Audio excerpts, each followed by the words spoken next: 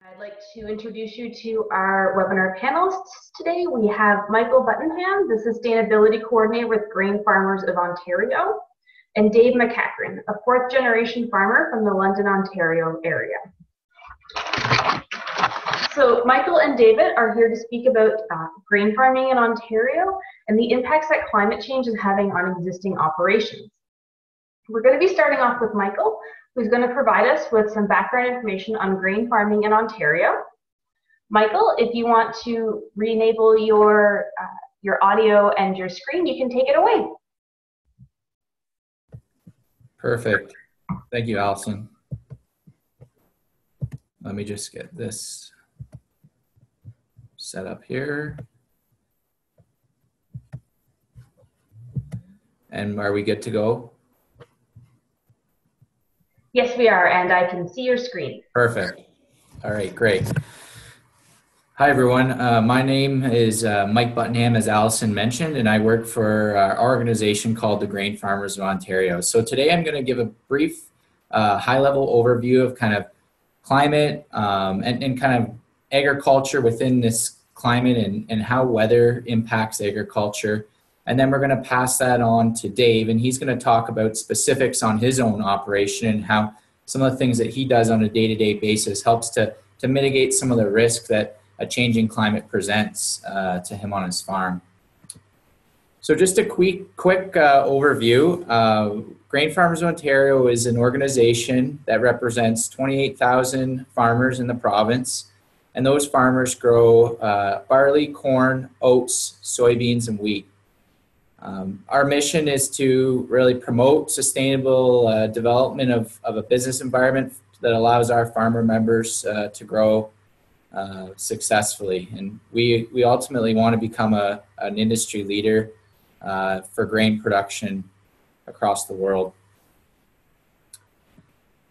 Now, just to summarize, we grow 5 commodities here in the province. We represent barley, corn, oats, soybeans, and wheat. So barley products are something that you may have on a day-to-day basis. They're used in a lot of different granola bars, barley soup. Malted barley is used in beer. Corn is used in a number of different products as well, corn tortillas, ethanol as well. Oats is another product that's used in a variety of things such as oatmeal, oat bars, that sort of thing. Soybeans, they're used in a number of products such as mayonnaise and dressings, and wheat in your cookies, crackers, and breads. So those are the 5 main crops that are grown here in Ontario, and those are the ones that we represent. Now, just a quick facts of Ontario grain farmers and Ontario farming. There's close to 28,000 farmers, as I mentioned, in the province, and 97% of these are Ontario family-owned and operated farms. So it's a pretty small family industry that farms have grown over the years, but they still remain very much family farm-oriented. And then to kind of put it in context as well, we have close to 6 million acres of farmland across Ontario, and we like to use 1 acre of land as approximately the size of 2.5 hockey rinks. And this land stretches from as far east as the Ottawa region, all the way down across into the Windsor region. And there also is quite a few acres that are now in the North Bay and Temiskaming, New Liskeard area, where agriculture is now taking off with increased growing degree days, as what we'll mention in a few minutes. So with that background being done, we're just going to give a quick overview of this weather versus climate, and both of these impact agriculture and crop production, but weather is the conditions of the atmosphere on a day-to-day basis. So we have short-term weather, and climate is that average. So average of weather over the course of time, usually 30 years or beyond that. And both of these things really have an influence on agriculture in the sense that day-to-day weather has a huge impact along with climate. I'm next going to go into, let's see, why is this not working?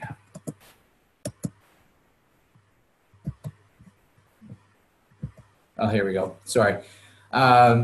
So the Ontario agriculture industry, we live in a province that's quite abundant and diverse. Ontario is quite the breadbasket. We can grow a number of different products.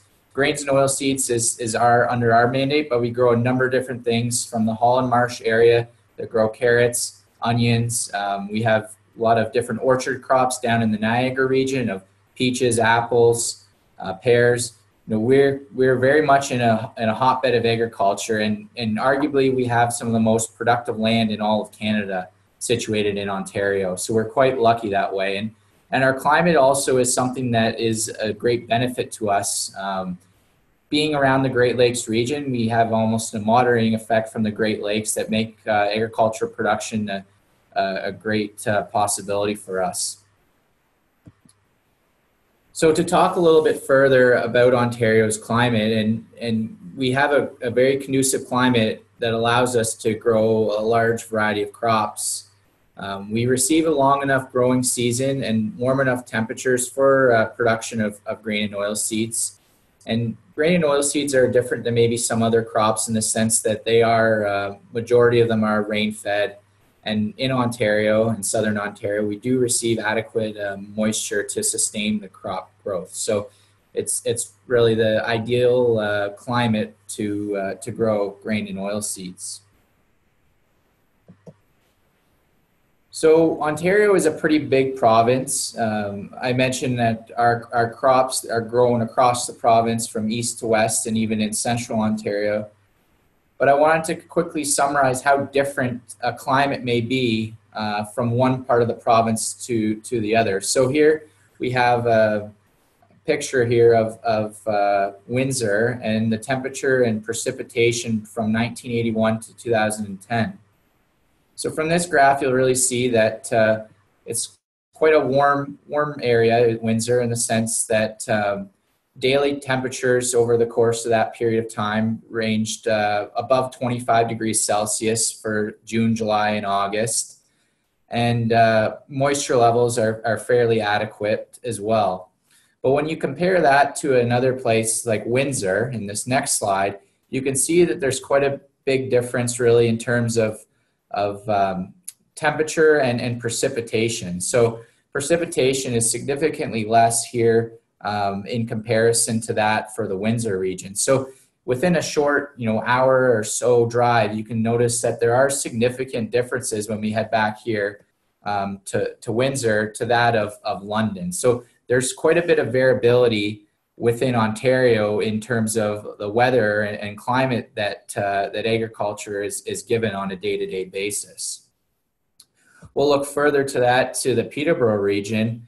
Again, temperatures above 25 for July, but June is cooler and below the 25 range. So again, that comparison is the further east we go, we're experiencing even a different climate than that of the London and Windsor areas. And to go further east to the Ottawa region, again, we see here precipitation levels are up in comparison to Peterborough and even in London. And the temperature as well is different. So the main kind of summary on this, and when we head to the North Bay region, again, we see temperatures are now in below the 25 degree mark, and precipitation again is different. So kind of to summarize here is that, the climate across Ontario, being such a big province, is we have so much variability that crop production varies from area to area and from year to year, just based off the fact that the weather changes and each area has its own kind of microclimate that makes crop growing conducive there. So with that being said, we're going to get into a discussion a little bit on growing degree days. So growing degree days is essentially a temperature that affects the plant processes by controlling the rate of growth. And there's a certain minimum temperature that a plant needs or else it will not grow. So a growing degree day is any day which in the crop growing season when the temperature is greater than 10 degrees Celsius. And each crop really requires a different number of growing degree days required to reach that desired maturity for harvest. This next map here on the right will kind of show how growing degree days has been transformed into a length of growing season map. And you'll see the variability across the province is quite significant from east to west. So you'll see down in this darker brown areas, the growing degree days are quite longer than that in the Ottawa region, and then even up into North Bay area where crop production is present. So kind of the overall summary here is that, you know, Eastern Ontario has a shorter growing season than that of Southwestern Ontario. Now, growing degree days has been kind of transformed into something that farmers can relate to, and that's crop units, crop heat units. So this map here shows an average growing degree day of crop units, and this will allow farmers to better choose varieties that may grow better based off the number of heat units that is required. So down into the Southwest and the Windsor area, you have a 3,500 crop heat units. So a crop would take more growing days to get to maturity. So basically, based off this map, farmers can better choose the variety of their crop that will grow better in that certain region and come to maturity. So I'm going to touch on extreme weather quickly here, and extreme weather prevents a lot of different issues for farmers. And this picture here is an example of the springtime when ponding occurred on a field, and it really presents a problem when farmers are not able to get into the field to perform field work, to plant a crop. So, you know, extreme weather in the springtime has an impact, as, you know, farmers only have a certain window of an opportunity to get into a field and to plant. So weather events like extreme rain really do have an impact on the operation. And in growing seasons, you can have crops essentially drowned out, growing crops drowned out by ponding water on a field. We also have increased erosion potential. So with increased rainfall, we have some rills going through that field there where water has hit the surface and essentially removed soil off the field. And you can see at the bottom right-hand corner, there's a bit of material that's remaining from when the water is washed down the slope. So these storms and these extreme events really have the potential to erode the landscape as well, where the soil is not protected. In other circumstances, we have extreme weather events such as thunderstorms or downbursts that have the ability to wipe out a crop. So here's a shot from a cornfield, a former cornfield. The stalks have all been snapped off, and this has been a result of a hail and windstorm, thunderstorm that has really decimated the crop, and essentially that crop is now a write-off. You know, they will not be able to harvest it, unfortunately. And then speaking a little bit about drought, so here's a corn plant or a cornfield here that's been significantly affected by drought. This crop is going to be lucky to be taken off. It's the leaves are starting to wilt, and the corn takes kind of a pineapple type approach to it. So drought is something that affects crop growth and really impacts our industry, specifically grains, as they're not irrigated, so they're rain fed. So when we don't get the rain, the timely rains, our crops are affected, and in some cases can be written off. So just to summarize quickly, I'm going to talk a little bit about the 2017 growing season. And this really presented a number of issues across the province, and it really shows that wide range of variability that we experience on a day-to-day basis as farmers. We really saw a spring that saw quite a bit of rain that really delayed planting, and I think Dave can attest to this as well, as his planting was pushed back. But we have these interesting little percent of normal rainfall charts and tables. So essentially green would be 100%, which would be percent of normal, so that would be considered normal. And anything in the blue range is significantly more rainfall, and anything in the red is under that. So we see it across the province. We really saw a lot of rainfall in the eastern areas of the province, but areas in south central and even into the far west, southwest, we really saw higher than normal rainfall, which really presented issues because farmers needed to get their crop in the ground. But as we go through, we'll see that the year presented a number of different challenges. So again, this June map here shows that we received significantly more rainfall again in the east, and as well into more central Ontario. And then down into the southwest, they were even droughty in some places. And that furthered into July, where we'll see rainfall continued in the far east, and in certain regions in the far southwest, they were experiencing rainfall, but others were experiencing more drought-like conditions, not getting the normal amount of rain. August, it started to dry up a little bit in the east, which was a good sign, as they had been wet for the large percentage of the growing season. And then when we get into September, this was a period which really was hot and dry, if a lot of you remember. So we did experience less than average rainfall for that month, but that was almost a saving grace, as there were some regions that were just wet all summer. So this was really a good timing for crop production to really finish off on a strong note. And then we'll look at October here, and some of the rain remained back into the eastern areas of the province, but more average in central and south central Ontario. So on that note, that concludes my portion of the presentation, and I'm going to turn it over to Dave to speak a little bit about his farm and some of the things he's doing.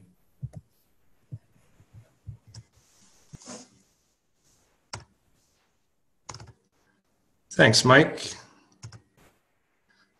I think you guys can probably hear me okay. Allison, if you want to just send me a quick note to say that you can hear me. So yeah, my name's Dave McEachran. I'm a farmer southwest of London in the southwest corner of Middlesex County. And I'm going to tell you a little bit about what I feel, farming in this changing climate that we're living in. So to give you an idea, I think most of the participants are here in Ontario, so you don't need that big a map to see where I am. But I do want to point out the Great Lakes region that we farm and live within, and the fact that we have a lot of lake effect weather, whether that's spring, summer, fall, or winter.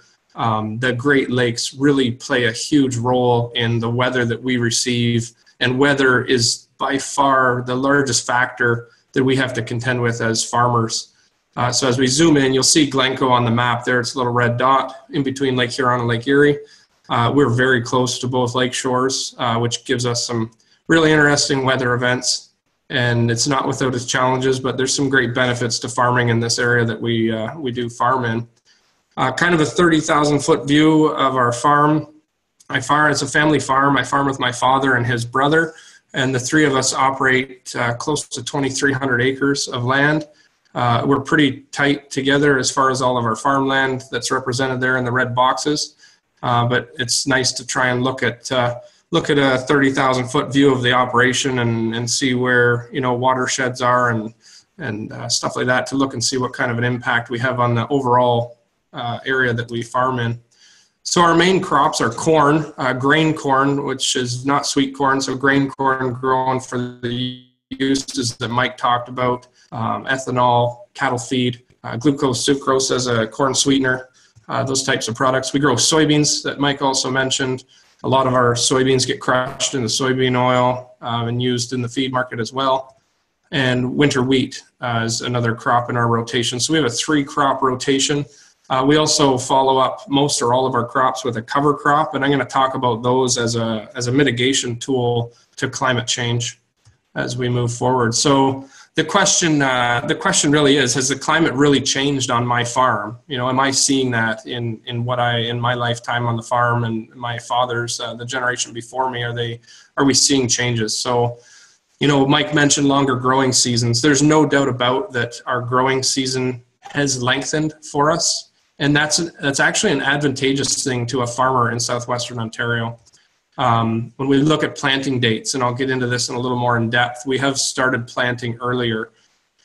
More frequent and more extreme weather events Mike showed some pictures, and these are things that we live with every growing season, whether it's extreme rain, extreme drought, high winds, all things that we need to manage and deal with when we're growing crops.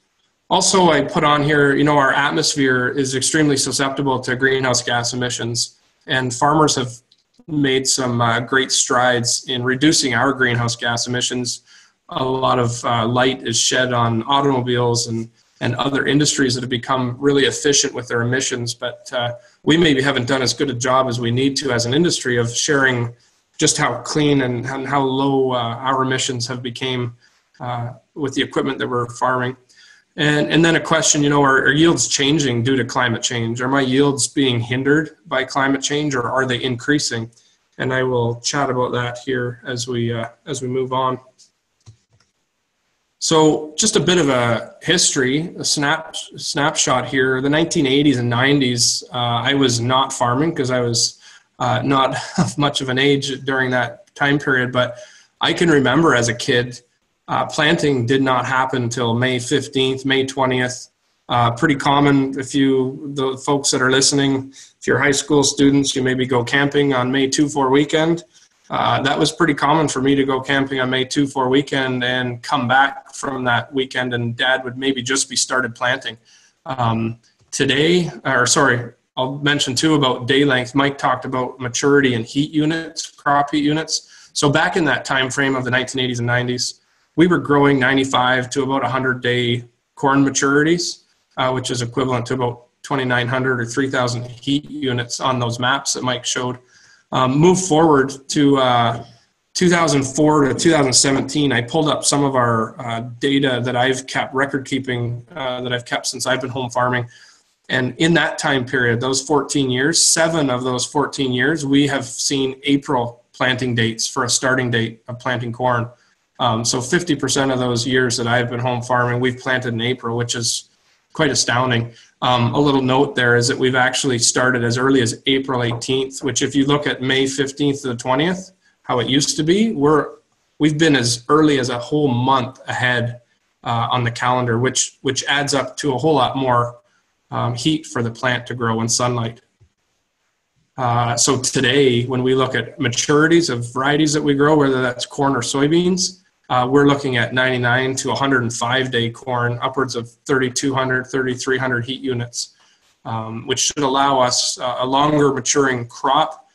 Essentially has the potential to grow more yield, but it takes more energy through sunlight and heat to get there. So there's the question, what about yields, right? Are they increasing? Are they decreasing? These big extreme weather events, are they really hurting us? We've seen a steady increase. We've seen a steady increase in crop yields, especially on corn and soybeans. And I do premise that with a lot of these increases can't be necessarily, say, hey, we have a longer growing season, we have more heat and sunlight, we're getting bigger yields. A vast majority of the increases that we've seen in yield are also due to genetic breeding programs, looking at some of the climate challenges that we're facing, such as drought. Breeding corn plants and soybean plants to have drought tolerance built into them. Selecting in natural breeding for drought tolerance is really key. Stalk strength, that's a really important one when we get these big wind events or a lot of heavy rain that can weaken stalks. We've had an increased amount of stalk strength bred into them. And when we look at like water saturation in these huge rain events, there's diseases related to that extreme water exposure. And so through these breeding programs, we've had a lot of disease resistance bred into them, which is helping us tremendously. If we didn't have those breeding programs, we would absolutely be suffering tremendously from this change in climate. Our plant breeders have been able to keep ahead of that and give us products that we can grow that are I guess, essentially mitigating and challenging the change in climate, which is pretty interesting. I want to show a few pictures that I took in my neighborhood in the last few years. This was a nice sunny spring day. You can see there's not many clouds in the in the sky, but very, very windy day. And this is bare soil. And as you can see, that kind of fog, like some students saw this morning before school, This isn't fog, it's actually soil in the air being moved. So if we as farmers don't protect that asset that's our soil, this extreme weather will absolutely degrade it and move it along to someone else. This is a picture taken last winter in December, I do believe, and it looks like a beach. This looks like a nice big beach at the edge of the lake, but it's not. This is just not too far from where I farm. It's inland. This field is covered by snow, or it has some snow on it, but the snow is melted away, and then the sand has actually blown in the air, and this along the side of the road was about 1.5 feet deep with topsoil, which was really disturbing and alarming. But this is the weather and the climate that we're living in today. This black material that you see in the ditch here is really high quality topsoil that is not in the field anymore available to plant crops in. It's in the ditch, which will eventually get into the water system and run down and end up in the rivers and lakes. The nutrient value in this topsoil is just something unbelievable, and to have it blowing away is really disturbing. This is a picture from my farm a year ago, December. You'll see the snow isn't very brown from any soil erosion. In fact, you'll still see green plants growing underneath. So part of how we're mitigating some of this extreme weather is keeping our ground covered when we're not growing a normal crop. So following a corn, soybean, or wheat crop, we will grow cover crops, which is a mix of species that keep living plants in the soil profile, and it keeps us capturing sunlight. At the end of the day, harvesting sunlight to capture and convert carbon into sugars and nutrients to feed both the plants and soil biology, that's the game we're in as a farming, in the crop farming business. We need to capture as much sunlight as we can. Every bit of sunlight that hits bare soil is degrading our soil and taking nutrients out of it. So that's really critical for us to mitigate these extreme climate changes or extreme weather events. Is one of the tools we have is to keep our ground covered. Couple examples of some of the cover cropping that we do and how it does help us. Essentially, a healthy soil is a resilient soil. So on the right-hand side there, you'll see a picture of me. Those are my boots standing out in the field. This is in February, so there's no snow cover, but we had a 2-inch rainfall event just 20 minutes before I took this picture. A 2-inch rainfall event would normally pond water up, like in the picture that Mike showed earlier, and would, it's not good for the soil, and it leads to problems getting into springtime. With that growing cover on top of the soil, that water was able to infiltrate into the soil profile, which allows us to, not that we're planting in February, but it really lets the water move through the soil profile to where it needs to be. The picture on the left is a standing corn crop that's yet to be harvested. And you can see the green cover that we actually plant down in below the canopy of the corn crop, kind of mid to early season. That mitigates any sunlight penetrating in really hot, droughty years when we lose soil moisture. Having that ground covered with a green cover crop allows us to retain a tremendous amount of soil moisture to mitigate the huge losses. Mike showed a picture of an extremely droughted field of corn. The corn plants looked like they were 2 or 3 feet tall. He made a comment that they might not harvest that. I would argue that they probably wouldn't even think of going in to harvest it, and they'd probably turn it down. But that's one thing we're using to mitigate the risk of extreme drought is cover crops that are interseeded underneath our current crops. Just a nice picture of another crazy cover crop that I planted. It's got a mix of about 9 different plant species. This was following a wheat crop. So in Ontario, winter wheat is growing usually after soybean harvest in October timeframe, and it grows through the winter months underneath the snow. And then come spring, it greens back up, and we actually harvest it in July. So there's a lot of ground in Ontario that's harvested of wheat, the wheat crop, that sits totally bare for most of the month of July, all of August, September, October, right into winter. So choosing to keep that covered with growing plants sure helps to keep, again, that sunlight and heat from really penetrating our soil profile. and keeps the ground from droughting out and becoming real dry as well. I'm going to move on and just touch on greenhouse gas emissions. I mentioned that at the beginning. A lot of the, as I mentioned, in the automobile industry, the emissions have increased dramatically. This is a picture of the first tractor on our farm, which is probably a pretty fuel efficient little tractor for the day. And this is a picture of a pretty common tractor that we use today on the farm. We have a couple of these similar sized tractors. It's not so much that it's maybe using less fuel, but when you think about the width of equipment that we're pulling across the field, we're spending a lot less time, a lot less engine running hours, doing a tremendous amount more work at one time than we did in the past.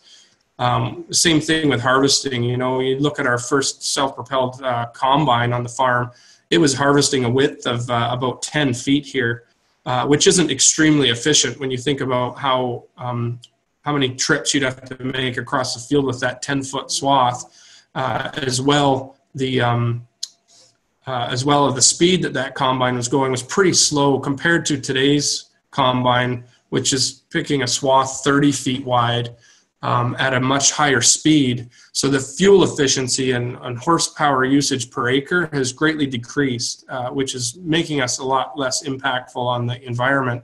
But so too has all the engine technology, just like your automobile.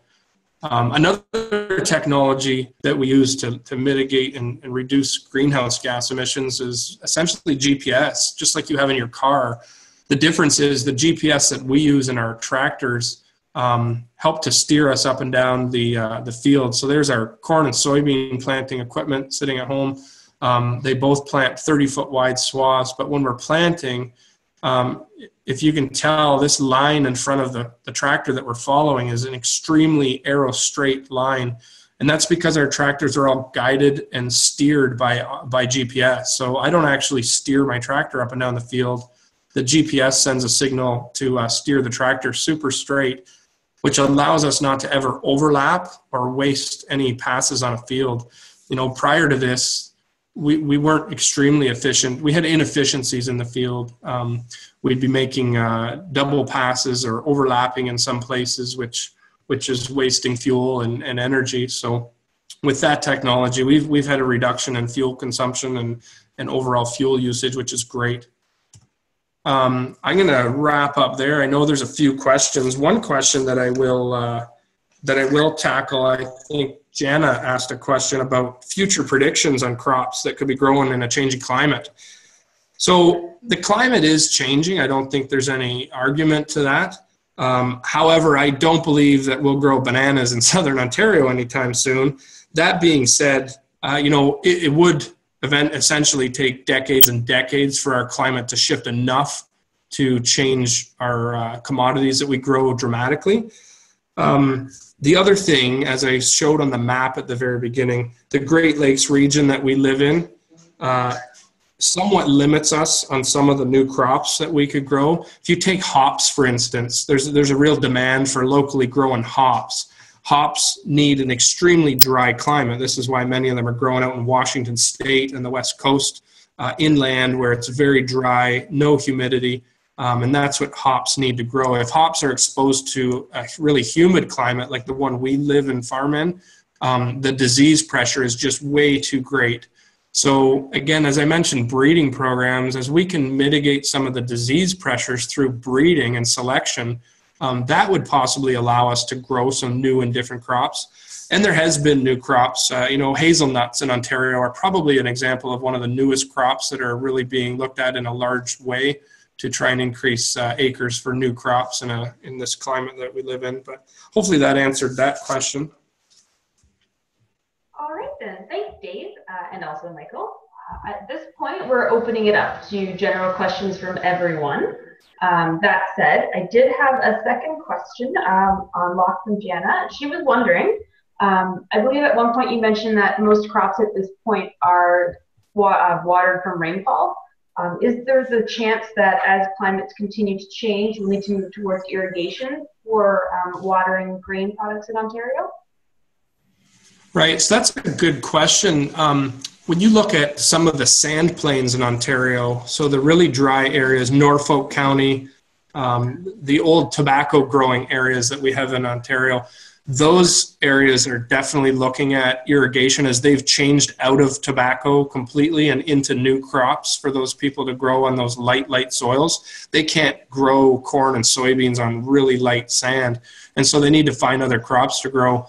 But most other crops will need irrigation. So one thing they've looked at and have started to install, but it's very high overhead, high capital investment, is subsurface drip irrigation. So they're actually burying under the soil at 2 to 3 feet of depth irrigation lines that will stay there on a permanent basis. It's quite interesting. The other thing that is kind of being contemplated, instead of irrigation like you'd see across the Midwest US, where you see overhead center pivot irrigation systems, there is some real interesting work being done on tile drain control. So in Ontario, most farmland has drainage tile placed underneath it because we're a very wet climate with the amount of rainfall we get.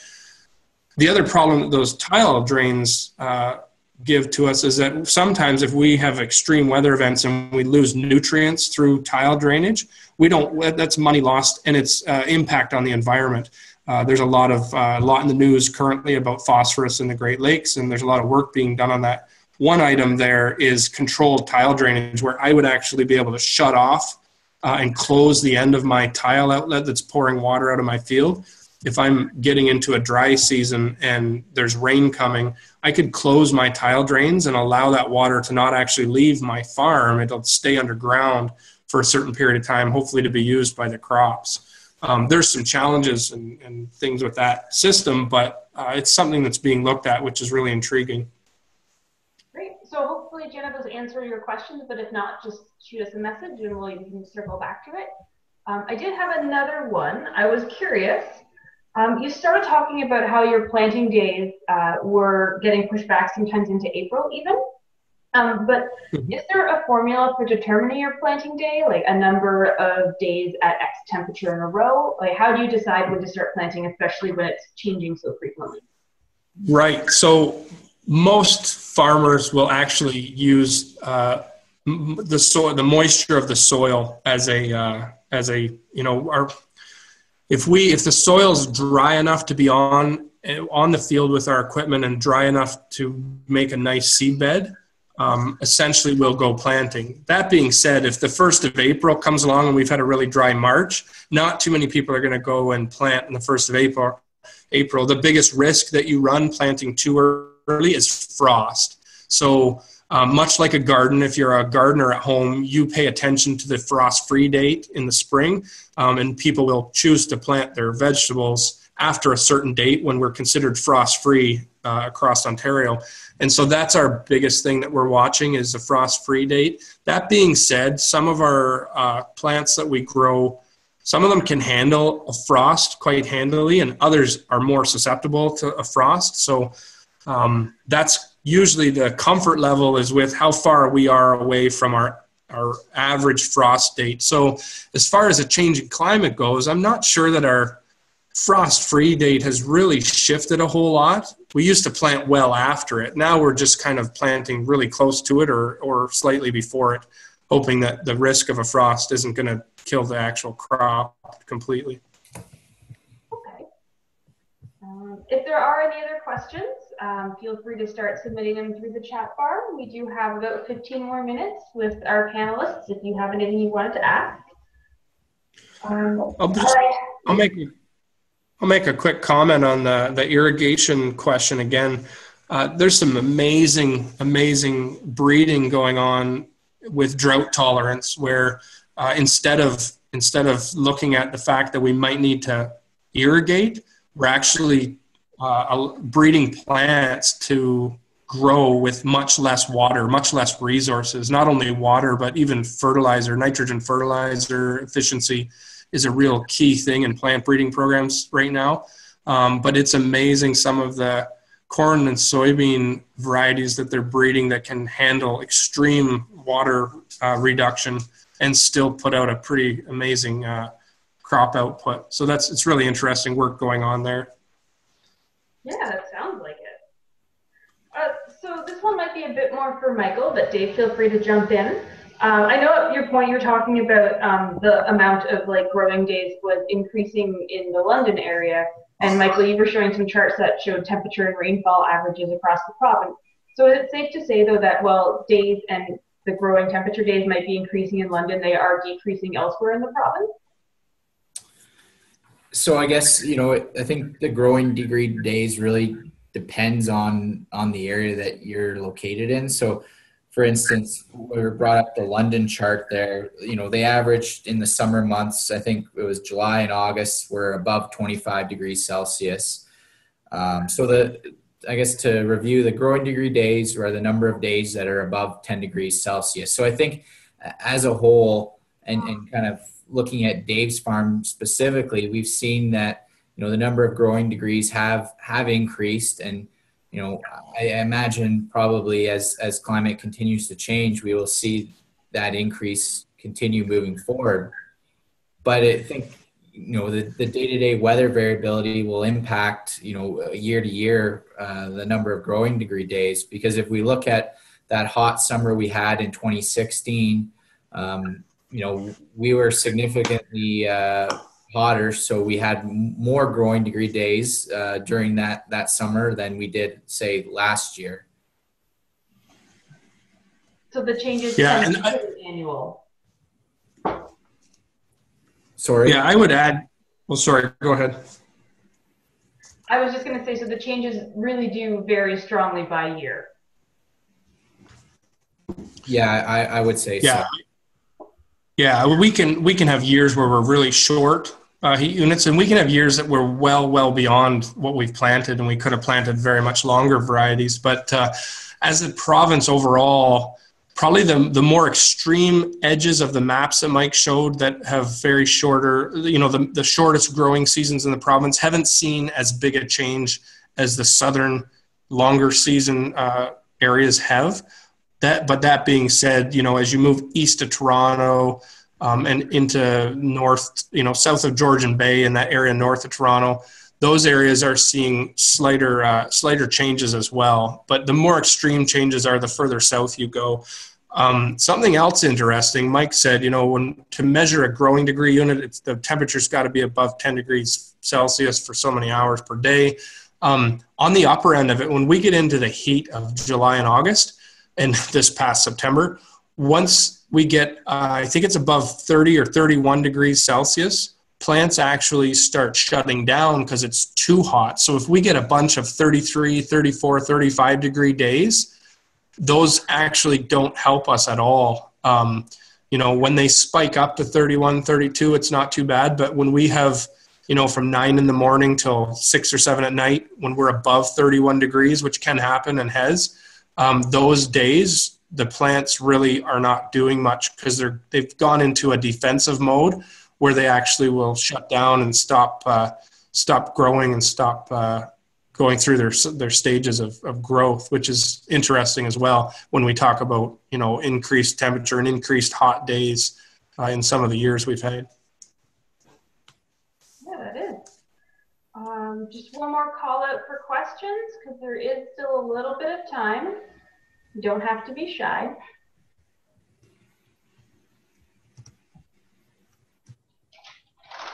This looks like you guys were so thorough with your presentation that no one has any questions at this point.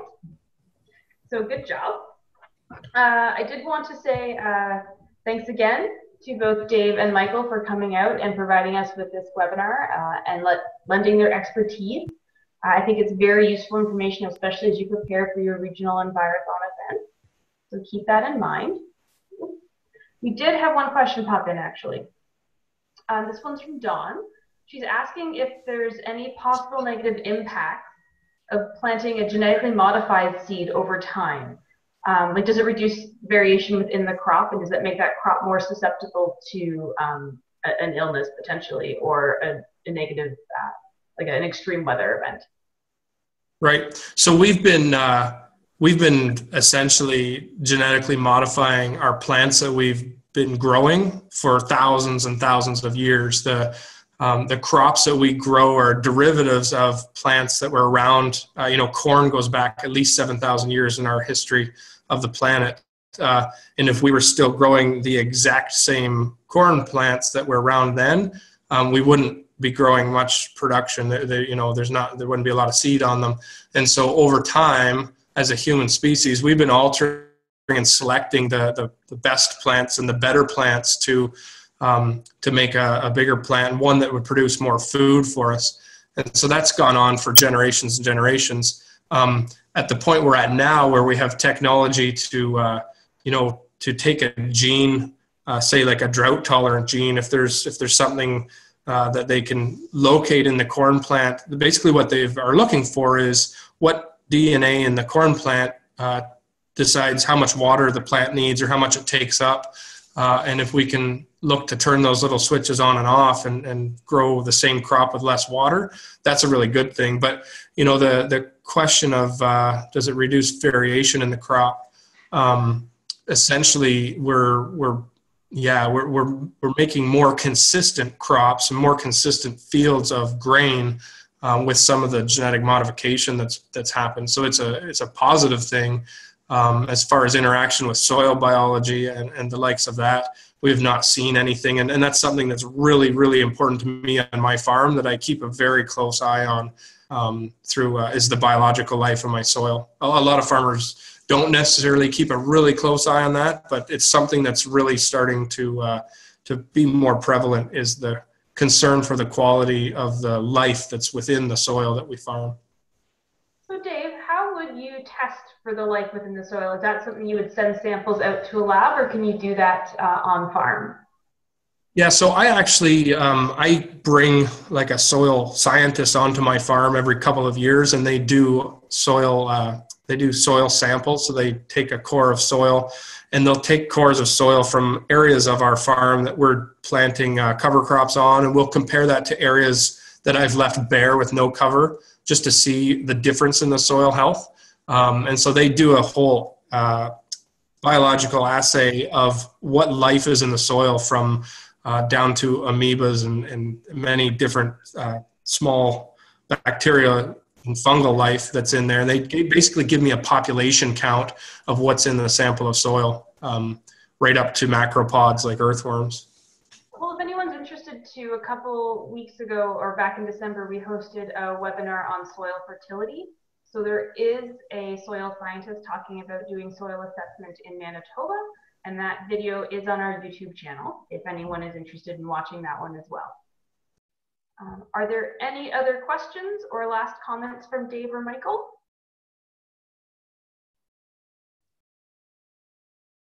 Well, if anything comes up after, you can always shoot me an email and I will be sure to pass it along if Dave or Michael have time. So thank you everyone for joining us. This session has been recorded, so once it's edited, it will be posted online. I did also want to mention that we are hosting one final webinar through this series at the end of March. The date and time is to be determined, but if you keep an eye on the Ontario Envirothon website, we will be posting the information there, and it's going to deal with dealing with stakeholders and their impacts of climate change, how climate change is impacting stakeholders of agriculture. So I'd like everyone to just quickly say thanks again to Dave, Michael, and the Grain Farmers of Ontario who made this session possible. All right, so thanks everyone.